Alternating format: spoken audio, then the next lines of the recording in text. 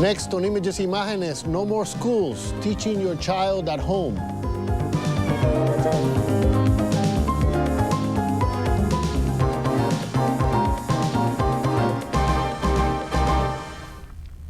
Saludos, I'm Miguel Perez. A revolutionary concept is sweeping the nation. It's controversial and enlightening. Yet its bottom line is its quest to improve the education of our children. As a response to the failure of some educational systems around the country and parents' personal desires for new methods of education, more and more parents are teaching their children at home. According to the United States Department of Education, an estimated 500,000 to 700,000 children are now taught at home compared to only 10,000 in 1970. Why is this trend happening? Why is it escalating in the 1990s? Can it work? Do they learn more at home? To answer these questions, and many other questions, we are joined by Fernanda Rossi, an independent filmmaker who explored this educational phenomenon with a video camera. Fernanda, welcome to the program. It's a pleasure having you here. Thank you for inviting me. Tell me about yourself. How did you get involved in this project? Well, it was, I think in the beginning it appeared to be a disadvantage of how I ended up in this project, and then looking back, I think it was the best way to approach it. I'm originally from Buenos Aires, Argentina, and I came here to do some postgraduate courses. So I had a friend who recommended her cousin. So I called them and said if I could stay with them. They were living in Elizabeth, New Jersey, so I would have a little bit of a commute to New York. You live in New York City? I live in New York City now. Okay. Back then, the idea was just to come for 2 months. Here I am 4 years later. So I stayed with them, and it was a long flight. I got there, and the second day I realized that the kids are there at 11 a.m. So I said, well, maybe they're going to an afternoon shift, because in my mind, homeschooling didn't exist at all.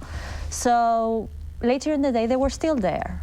And I asked Paula Borenstein, the mother of the kids, and she said, oh no, they don't go to school. And I went blank, literally, because it was such a foreign concept for me. It's unthinkable in Argentina, and I'm pretty sure in the rest of South America. Well, it's still a pretty strange concept even in this country. Yeah, you know, but for me, everything here was new. So whatever happened in that family was the rule. So you thought everybody here went to school at home? Yeah, well, I was pretty surprised. And then she said, no, we don't send them to school. And I thought, well, maybe I didn't understand something here. Though my English is good, I think. I thought maybe I missed something. I said, oh, you mean the teacher comes here? I said, no, we don't do anything like that. So I kept an open mind. I kept doing my courses and stuff in New York. I started an internship, and then I got the job and I stayed. So while I was living with them, I started to read absolutely everything in the house. Every magazine, homeschooling magazine, every book, an article they had. And we spent a lot of time talking over dinner and lunch. And I saw it with my own eyes. I saw the kids learning just by being around adults and by asking questions. So I had to move to the city. And when I moved out of the house, after living 3 months there, I realized that I've done the research for a documentary without really wanting. So I told them if they were interested in making a film with me.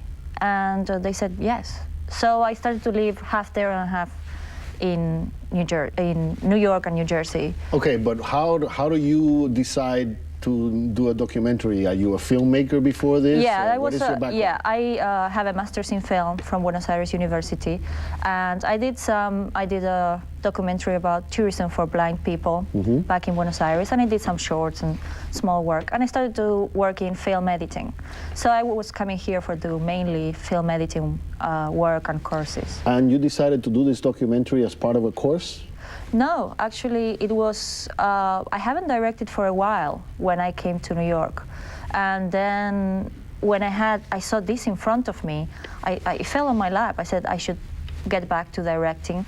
So I did it just for passion. I mean, I really loved the subject. I thought it was very revolutionary. I really like controversial subjects. And I like what is called urban anthropology. I like seeing new ways people cope with society or how people find their own way. So I had experience making documentaries, a little bit. And so when you did all this research and you read all their material, what did you find out? Why is this happening, the trend toward more and more kids being taught at home?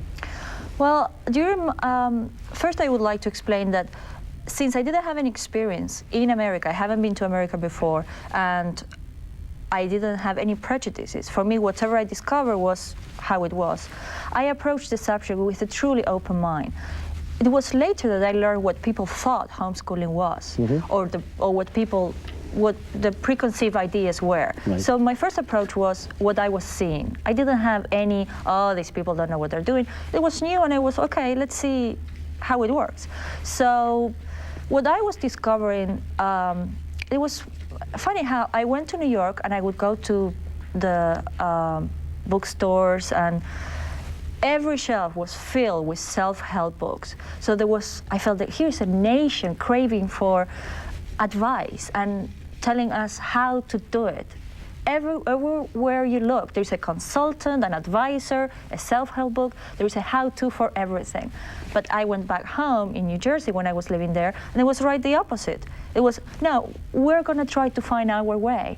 So first I found that contrast very interesting. And then I realized that they were trying to look for a way that worked for these particular individuals. Lily Borenstein-Bird and Russell Borenstein-Bird, the kids of this family, they were trying to tailor-made something for them, rather than seeing, okay, it's like holidays. This is a good time to look at the video. Tell us who we're going to go. We're going to watch a video now of the part of your film. Yeah, it's a trailer. A little short segment, but I want you to tell me who we're going to see in this video. Well, it's Lily Borenstein, the 80-year-old. Back then, basically, who's the subject of your documentary. By the way, the name of the documentary is Inventing a Girl, an Experience in Homeschooling. Yeah. And let's watch it. Let's watch a little bit of it. So what do you think of homeschooling? Look at those questions. And if you get them all wrong, you gotta pay me some big bucks, man. Well, I wouldn't say that. How do we start? First, we're gonna start with writing down questions, and then later we're going to go and ask them the questions and try and get as many answers as possible. A squirrel! Maybe we'll start out with the easier questions and go into the harder ones. You first. The first question we want to ask is, why do you homeschool? I think that people learn best when they're motivated and that they're enjoying what they're learning. That's the question that everybody wants to know. Why? It seemed like a good idea that fit with some of our ways we wanted to become a family. Gee, why? Just become close to each other and learn things together. I did it all. We should also ask... Schools, as we know them right now, don't give children, and probably not the teachers either, enough freedom. I fixed my spelling mistake. There's too much time spent on learning school behavior. Is it really Behavior that is just necessary for school so that one teacher can teach or try to teach 30 kids. I did it. I'm using my mind. Now what next? Maybe like, what's a good question that we could ask? What is homeschooling? Who can homeschool? How long what do you do? I quit. Do you learn anything with the homeschooling? Do you take any classes? Do you belong to groups? Do you have resources to teach? And there's one more, like, how do you get organized? Do you follow a curriculum? How do you get along with people? Is that good? How do we, or how do you meet people? But that'll be two different questions. Would you like to try school? Okay, we have to. Do people make you feel bad that you homeschool? No, do people tease you about it? That's a tough one. Fresh air, Fernanda. Now what? How about? No, I already had it. Last question is, how do you know homeschooling is right for us? Just feels right. It's right now, I think. You seem to learn what you need to know. And okay, should that do it up? Or? Should we take a break? We have 21 questions. Yeah, 20 questions. You have never homeschooled. Well, in a way I did. The cat cradle. 1 and 2. You want to play? It's hard to believe that Lily and her brother Russell, they've never attended school. Never. Actually, Russell went for a day, just to see. For one day, just to check out what's about. Said not interested. Okay. And what are the parents' names again? Paula and David. And they are the ones that decided that their children were going to... Well, originally, yes. They're trying to revisit that decision every year, and they ask their children, what would you like to do next year? And how long did you spend with them when you were making the film? I shot for 2 years. I went with them everywhere, holidays and vacations, everywhere. Okay, and in your research, why did you find out this trend is occurring? Where more, I read in the beginning in the introduction of the program some figures that are astonishing, from 10,000 in 1970 to 600,000 to 700,000 now. Yeah, maybe 1 million. Kids in the United States alone being taught at home. Yeah. Why? Yeah. Why is this happening? I think I not only know them, I know a homeschooling group. So I feel there is a wide range of reasons. There is a big disappointment what is happening everywhere else in terms of education. Some parents think they could do more with their kids or challenge them more rather than trying to level them to a general idea of what the kids should know at a certain age.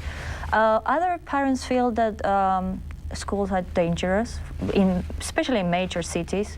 Other parents told me that they want to give a more, that they want to have an emotional, safe place for their kids, because you can't choose who's going to be the teacher. But I imagine that this cannot work in all families. There are some parents who have a hard time even helping the kid with the homework. Yeah. So how is this parent going to help, teach them? Yeah, well, that's why I think the emphasis is not put on the parents, it's put on the children. So if a parent knows that he can't spend much time because he's not patient enough, well, maybe he should hire a tutor, or maybe that kid would rather learn from the parent of another family. So they get together and share ideas. It's not an island. It's not the home and it finishes there. They belong to support group, they have their network. So if I feel I can't help my kid with math because it's something that I have my own fears and I don't want to transmit those fears to the kid, then, well, maybe the other homeschooler I know down the block would like to help. So they sort of switch around as far as who's teaching what subject and so forth? And I think even homeschooling as a term is a bit misleading because it makes you think of home. And I think that they do things everywhere, sometimes at home, but museums and libraries and But is there any preparation required? How do the parents prepare for is there any certification involved? How do they keep the kid out of school? No, it changes from state to state. Some states require a curriculum, and some have to register their home as a private school. I think that it takes a lot of conviction. I don't think you need any preparation. You have to be really convinced that you want to do it, and then you will find the sources to do it. But I imagine there are some people who are arguing against homeschooling. Oh, what do they say? Plenty. What do they say? Plenty. Well, they say things like it's against democracy, and I don't know. They say I could never really understand where they were coming from with these kind of comments, because homeschooling is about respecting individuals' choice. So when people say, well, but we believe in public schools, and I say, me too. I believe they should be there, but people should have the choice. Did you do any historical checking in terms of how homeschooling has been around from the beginning of this country? Well, Franklin was homeschooled, Einstein was homeschooled, and actually it was pretty popular. During the colonial days in this country? Yeah. So then, schools were a good way to level in language and culture. But now I think we're in a post-industrial era. We have the internet, we have a lot of sources to learn from, and then schooling seems a bit restrictive. Did you find from all the children that you have met that are in some kind of homeschooling program, did you find they're more advanced, they're very bright, they're very knowledgeable? Are they more advanced than the average student in the school? Right. Well, Surveys say they are. My personal experience is that the range is pretty similar to what you find in school. You have kids that are brilliant and kids that are okay and kids that are taking a bit longer to learn maybe the same things. The difference is that they are all very motivated. Those kids don't get bored ever, and they have a lot of interest and they pursue them with the same conviction their parents have pursued homeschooling. So I think that's a very important thing when you have to decide what to do with your kids. What about when they have to decide what to do with their lives in terms of choosing a career and all that? Does it help to be in homeschool as opposed to... I think they discover very early what their passions are, or they have time at least to explore different things. So by the age of 15 or 16, they have tried several things. They've been in several mentor programs, internships. So when they make a decision, I think it's a decision true to themselves. See, my idea of homeschool, and I think a lot of people may have the same misconception that I had until I started talking to you here today, is that kids who are homeschooled are isolated from other kids, that they don't have this interaction that they would need from a classroom setting. But you're saying that they get together with other kids all the time. Oh yeah, she, in Lily's case, I had to follow her to ballet classes, acting classes, the library seminar of storytelling, and I've been around. I thought, well, this is going to be an easy shooting. I'm going to go to the house, stay there, put the camera. No, I've been traveling all around New Jersey, meeting all her friends, and I think it depends on each kid also. She's very social. I think other kids might have less friends, but the difference is that she chooses her friends. I think when you are in school, you're kind of stuck with 40 kids that, you know, I don't know. I try to think also of my own schooling, and I don't know if I would have called that socializing.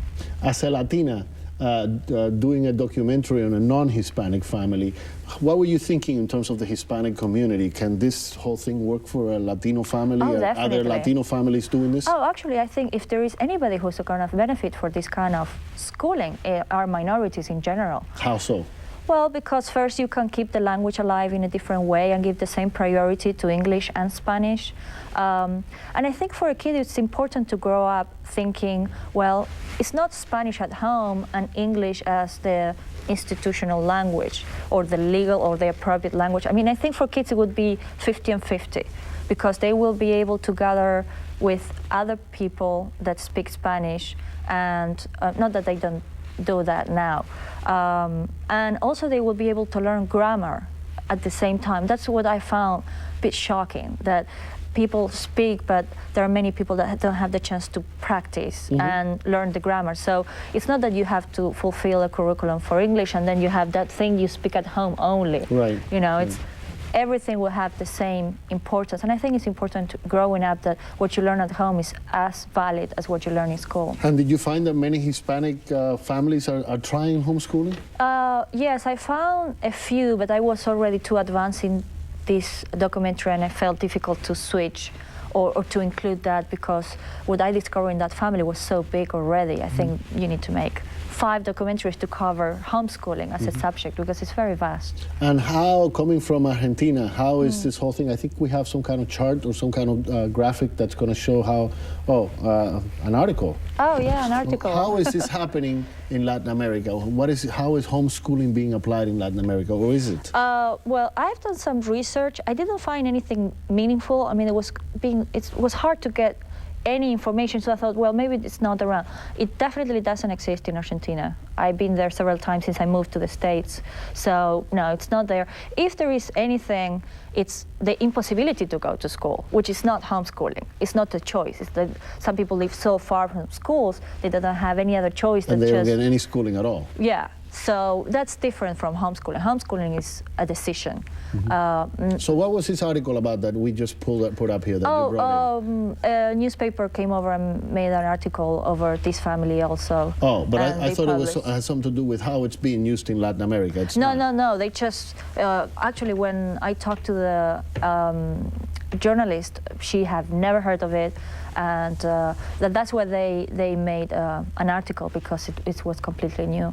Now, does it cut across all sectors of society in terms of who's doing this? Because I understand that there's religious or religion-oriented Christian home teaching that's going on, that's been around for a long, long time, and it's actually increasing now even more. Tell me about that. Well, I think my experience is that the reasons for homeschooling vary, as there are as many reasons as families. You know, each family has their own particular reasons why they want to homeschool.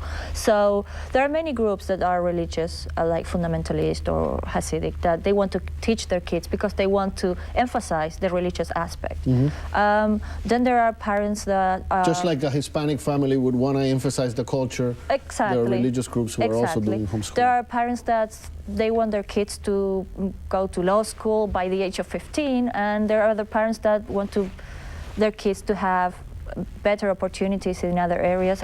There are many, many reasons. So yeah, that's why homeschooling applies to every group. But in the state of New Jersey, what's required of the students? Is there a grading system? Do the parents do the grading? Do they have to report anything to state officials in terms of how the child is progressing? No, actually the family I work with, they have never reported anything and they have never registered. And I think New Jersey is very flexible compared to other states. Florida, it's in the vanguard. They were the first ones to accept homeschooling as a valid way of educating the children. But I wonder, once Lily, for example, will go through 12th grade at home, and then what happens? She'll go to college, or will she do homeschooling? She needs a college degree in order to get a job and a career, no? Right. Well, she wants to be an actress, so she might go to art school or something like that. But different colleges have different requirements. And if they're homeschooled, then they change the application form a little bit.